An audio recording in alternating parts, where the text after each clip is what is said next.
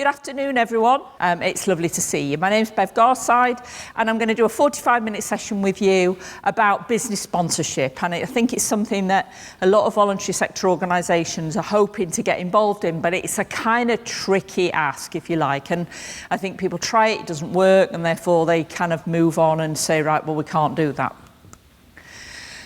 So I just want to talk to you about the approach with businesses. And the first thing to understand is that businesses don't do it because they think you're the good guys and they're lousy and they're somehow appeasing their guilt. And I think sometimes the approach is you need to pay us money because you're private sector and we're the voluntary sector. Believe it or not, it doesn't work.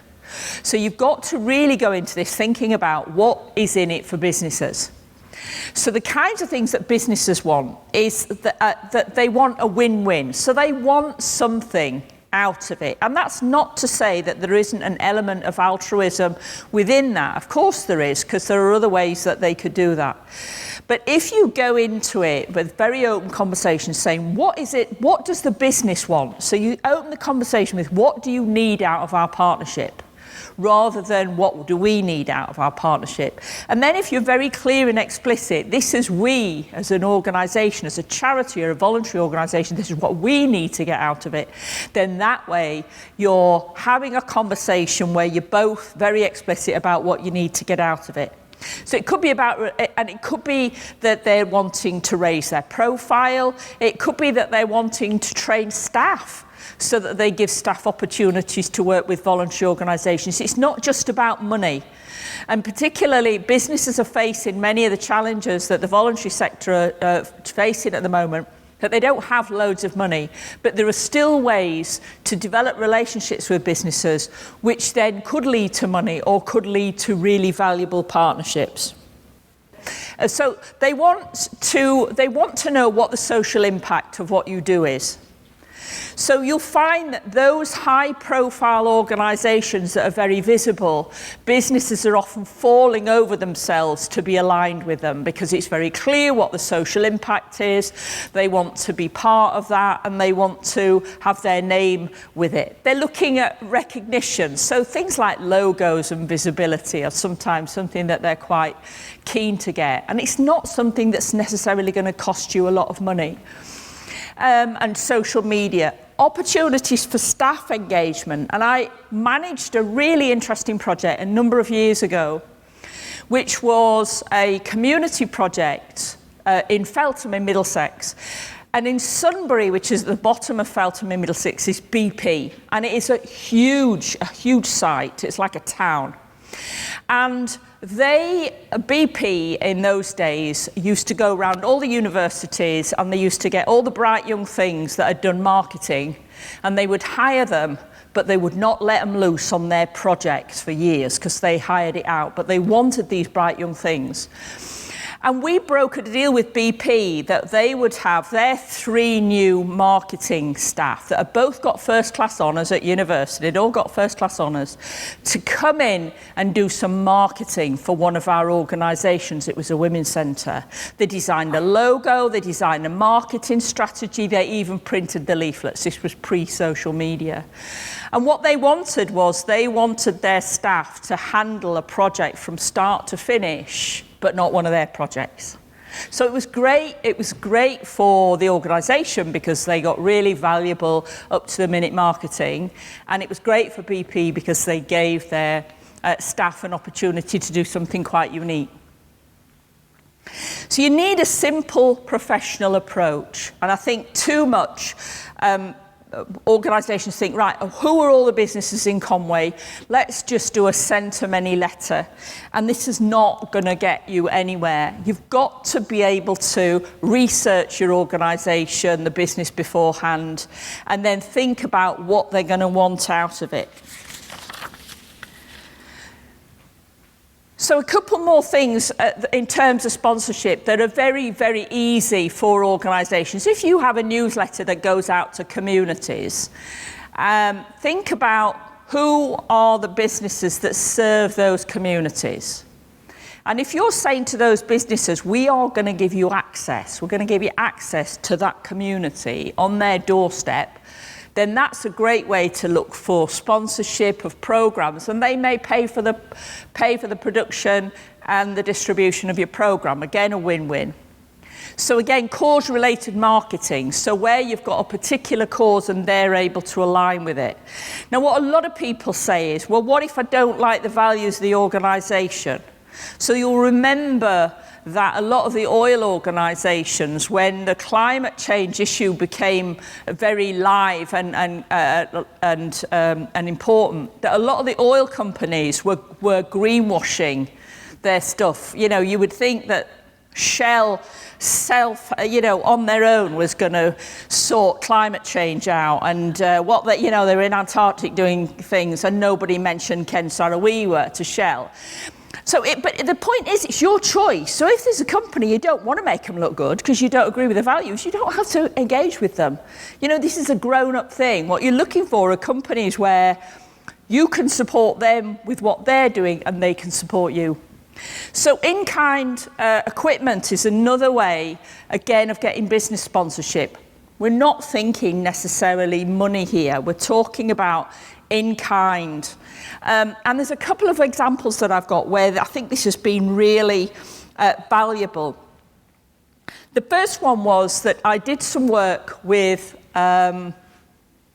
the YWCA. I was doing some commissioning training with them, and we had it at Warwick University at their business school. And YWCVA obviously deal with homelessness for young women. And Warwick University said, we are taking all the portable tellies out of all the student rooms because we want people to mix.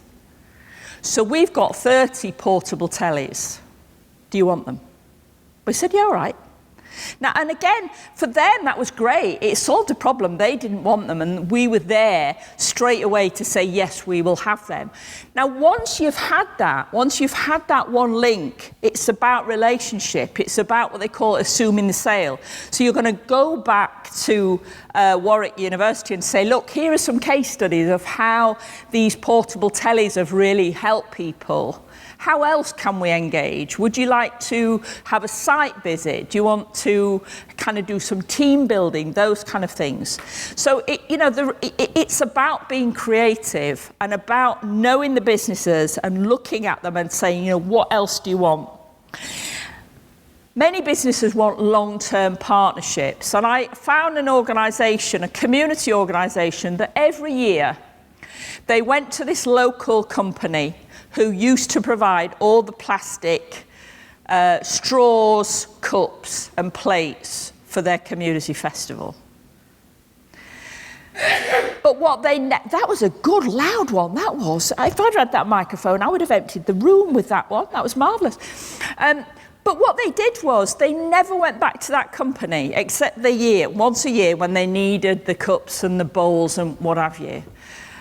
And the company dutifully gave them what they needed, but they'd missed a trick because already they'd got the commitment to this organisation. So how could they have engaged more with them and got more out of them? And they'd not done that. They'd said, right, we need you, so that's it. It's a lot harder to get new businesses than it is to keep the ones you've got. And that's it's important to think about, because if you go at it and get lots of businesses, you've got to have the capacity to manage those relationships. So I think that's something that I want to touch on. A lot of people have heard about payroll giving. This is where an organisation commits to being involved with a charity. It is generally a registered charity. Rather, community groups, it's very difficult for tax-bent reasons for them to be involved in payroll giving. But it is a simple, tax-efficient way for employees to donate. It was very popular about 15 years ago, but it's got less popular now. The tax benefits have been eroded, and people are less keen to have their money taken out at source. They're more keen to be able to say, well, where would I like my donations to go to? So payroll giving, if you have a local employer, and it's a local employer that's really committed to local businesses, and they have a lot of employees, and you're a registered charity, it's something to explore. But just to let you know, there's quite a bit of work involved, because obviously it involves HMRC, and it has a minimal return. However, there are other ways that you can involve organisations that have got a big staff group. So you'll know during Children in Need and the Children in Need night, a lot of organisations will go out and the whole team will go and do stuff, won't they? They'll do a pub crawl or something like that. There's nothing to stop you talking to a local business and saying, look, we want to raise some money. Can we talk to your employees? Can we talk to your employees about fundraising? Now, that's not technically business sponsorship in the way that we would think, because the money's not coming from the business. But what you find is that businesses benefit because they're allowing their staff to be able to get involved in doing something exciting. And what you'll also find is that businesses will sometimes say, whatever our staff raise, we will match it. And again, you're creating relationships. So it's really important, if you get something like that, how are we going to build on it? What else can we offer the business? How are we going to say thank you to them? So payroll giving, as I say, £140 million donated nationally in 22-23, but it is a lot of work. If you're not a registered charity, it's not worth looking at. And it's a slow burn. So it's about you identifying a business and nurturing that business and nurturing the staff and things like that. But even small local schemes can generate unrestricted funding, though there are ways of doing that that don't necessarily involve payroll giving. But again, it builds a culture of giving at work, which is always very valuable, because if you can get an organisation to think, oh yeah, this is our charity of the year or whatever, then that's a really good way of being able to tie them in and have multiple asks. And, you know, teams like to do things together. So one of the things, and I noticed that my colleague Tracy's here, who Tracy's had me wandering around mountains and in Snowdonia countless times. But you know, this idea about challenges that people do now is a great way for people to bring staff together, so that if you can engage with them and say, look, would you be interested in doing a challenge? Would you be interested in doing Everest Base Camp, or, you know, or a challenge in this country? And get in, and you can get a number of staff who are prepared to do it. The benefits to the business are that they get staff cohesion. It's like a team building event that they don't have to pay for. Lots of great publicity through it, and staff really love it. And I've seen the growth of that. So again, we're looking beyond going to a business and saying, give me some money. We're looking at how can a business be a conduit to support our organisation and what's in it for the business. So a couple of things in terms of what we need to do for that. So the first thing is about research. You know, the number of times where I've seen people just about to press send, which says, dear business owner, give us some money. Do you know what? Don't waste the electricity on sending that kind of email. It's going to get nowhere.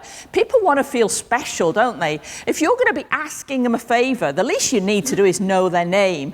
So being able to ring up and say, you know, we're a local charity. We want to talk to you about some partnership working and how we can benefit your organisation. Who do I address this to? And do your research. Do your research on what their values are. Do your research on what their interests are and where their touch points are. If they're a local business that sells to local people and you're a local community charity, there's some huge benefit there. But it may be that they are a health business, so they're a business around health and they want to develop their health credentials, and therefore they're happy to have a wider reach but are looking at kind of partnering with health charities. Lead with your mission and your impact. And again, what people want to know more than anything is, what difference do you make? And what difference will a partnership with them make? It's not about what we're going to do and how much money you're going to give us, and it's about impact. That's what is going to move a business. If you say, look, this is what we do, this is how we change lives, We want to talk about partnership with you because if we have a partnership with you, we believe we can change even more lives. We can recruit, we can talk to even more communities and things like that. If you look at the whole fair share model, fair share is a relatively modern concept. For decades, supermarkets were filling skips up with food that they that had gone past the sell-by date or was surplus, and they were moaning because it was costing them so much to get rid of it. And now there's a win-win. Supermarkets can say, well, we've reduced our food waste and we support fair share. So again, you're looking at what's in it for them. And offer clear packages. So start thinking about a package that you could offer them based on the research. But remember, be prepared to negotiate. So if they say, well, I don't think that's going to work for us. An example was I once was working with a solicitor's firm, and I was trying to get them involved in a community organisation. I said, it'd be great. You can come and help us review the lease and you can help us write legal documents. And they said, no. We want to come and paint that fence and do a garden makeover for you. Because they spent all their day in suits and they really didn't want to be in suits. Now, if I'd have said, yeah, but you're solicitors and we really need solicitors, would we have got them? No. So we got the fences painted. They had a great day. They did all that. They did a garden makeover. They paid for all the garden makeover. And then afterwards, I said to them, any chance that we can run some documents by you so you can have a look at them? And that's when I realised that solicitors are always very wary about the fact that their professional indemnity insurance costs them an awful lot of money. And they're very reluctant to do it on the clock if it's likely that it could touch their indemnity. But thinking about that, and be confident. And also, people want face-to-face. So you can email people and say, would you be interested in that? But you need to follow it up with a call. You need to follow it up by going to see people. That's how relationships are built. I mean, that's one of the brilliant things about Wales. I actually moved from Surrey to Wales, but I'm from Yorkshire. And in Yorkshire, we're just like the Welsh. You talk to anybody. You stand at the bus stop, you talk to whoever's there, you kind of smile at people, you engage in conversations with complete strangers, because that's how we are. I mean, that's the real value. That's the value, if you like, of Wales, is that you're already adept at creating relationships. You know how to do it. You're doing it every day. So look at ways in which you can create relationships and try and get to speak to people. It has huge benefit.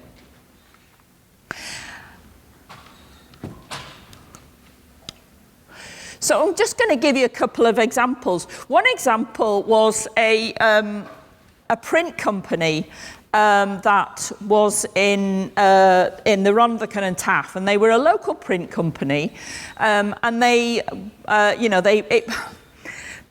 still doing comp slips, headed paper, the paper stuff. They were a local, traditional printer, if you like, and things like invitations to parties and small runs was their business. And so we thought, right, well, they do want to talk, they want to talk to local people. So they're not really a business to business type of organisation, they're a business to customer. So we said, how about our local Flying Start need new overalls? How about you embroider them for us with our Flying Start logo, and you can have your logo on it? And it was brilliant. They did that for us.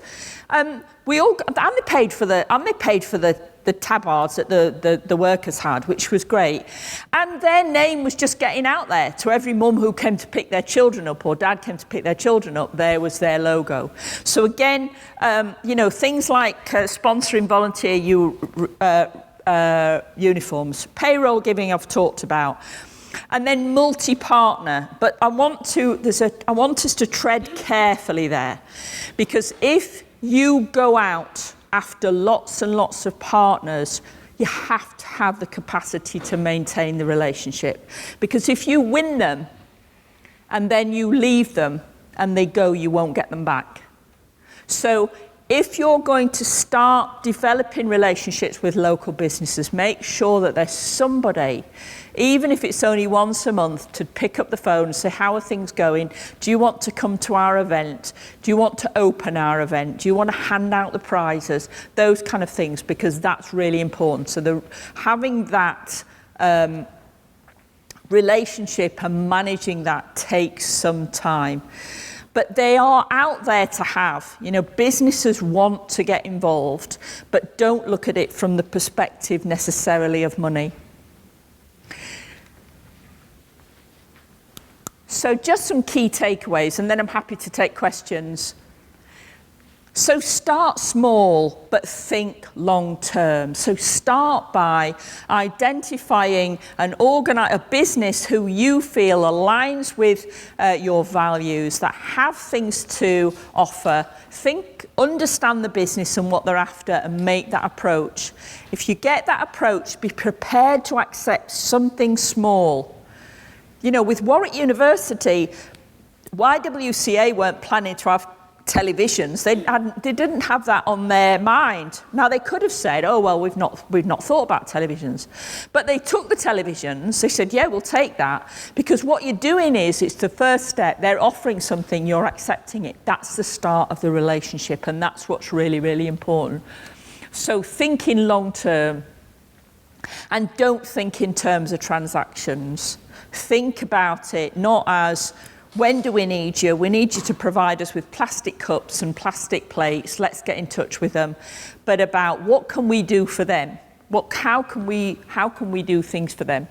Celebrating success publicly is a really important thing. You know, businesses want that. And if they've got social media and you tag them in, that's great. You know, customer credibility and being the good guys is a huge thing. You know, people now, you only have to look at the likes of Lehman Brothers and Anderson Consulting and all those huge hitters who were like Titanic in that they were so big and supposedly unsinkable. When their reputation went, they'd gone. You know, they had gone, and they went spectacularly.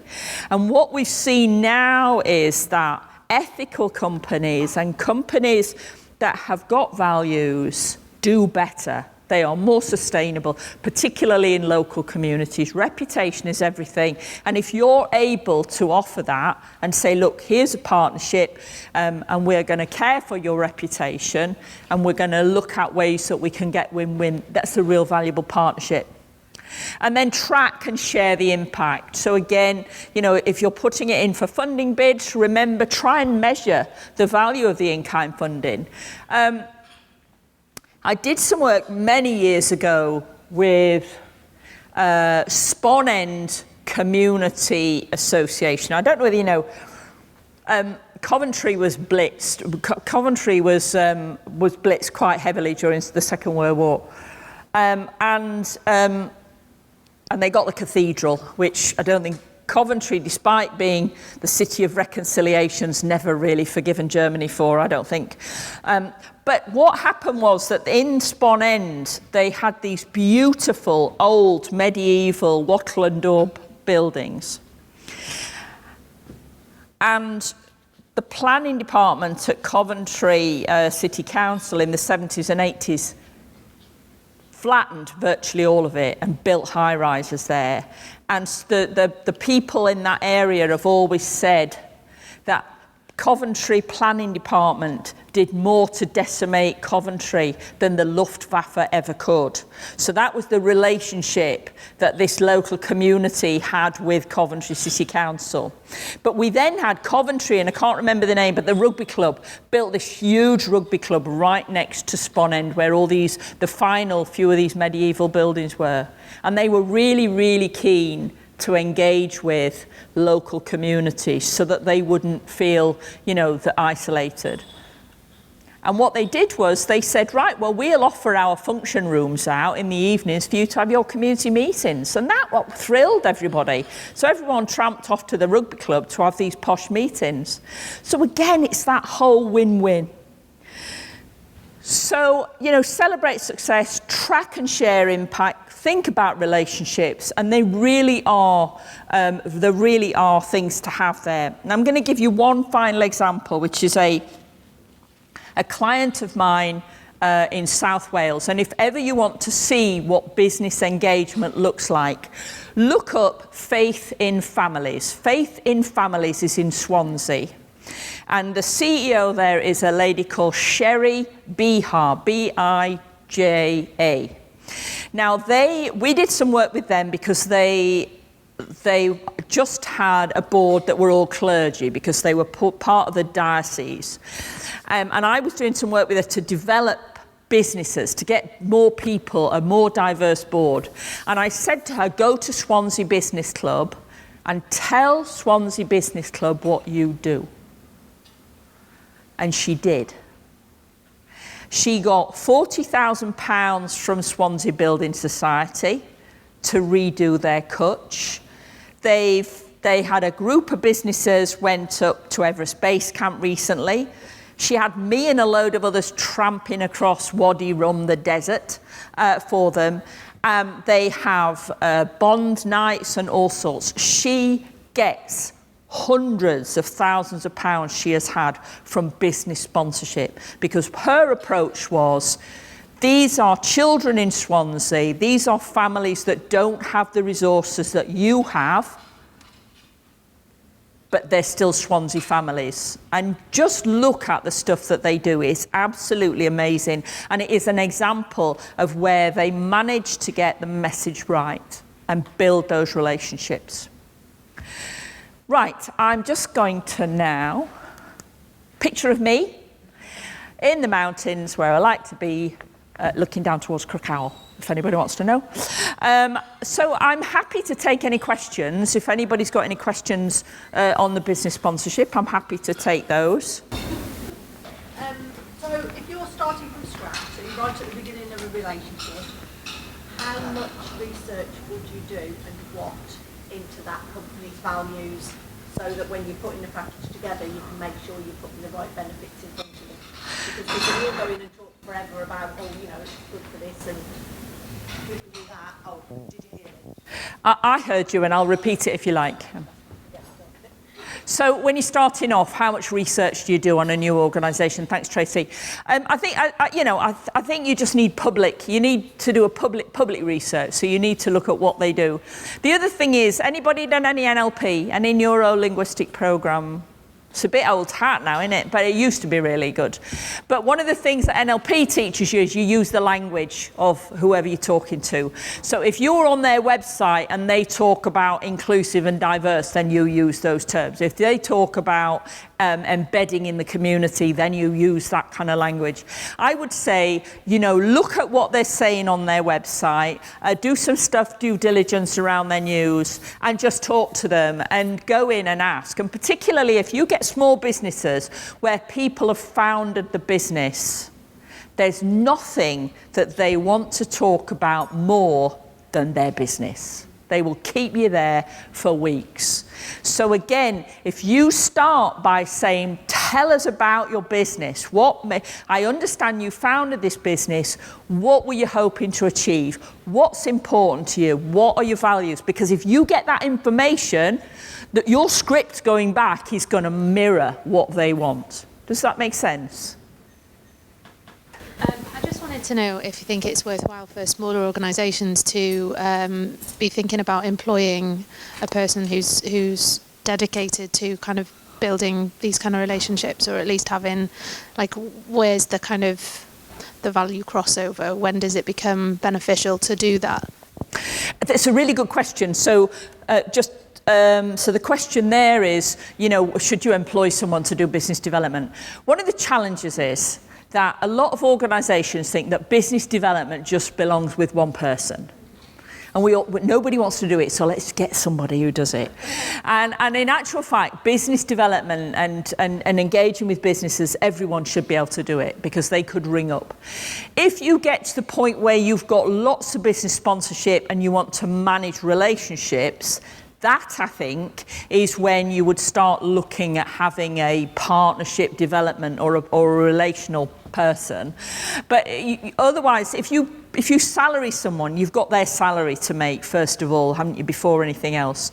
So I would say the best way of doing it is if you have a fundraising strategy and we're going to write bids and we're going to do donations and we're going to do all these kind of things, put into your fundraising strategy business sponsorship and engaging with businesses.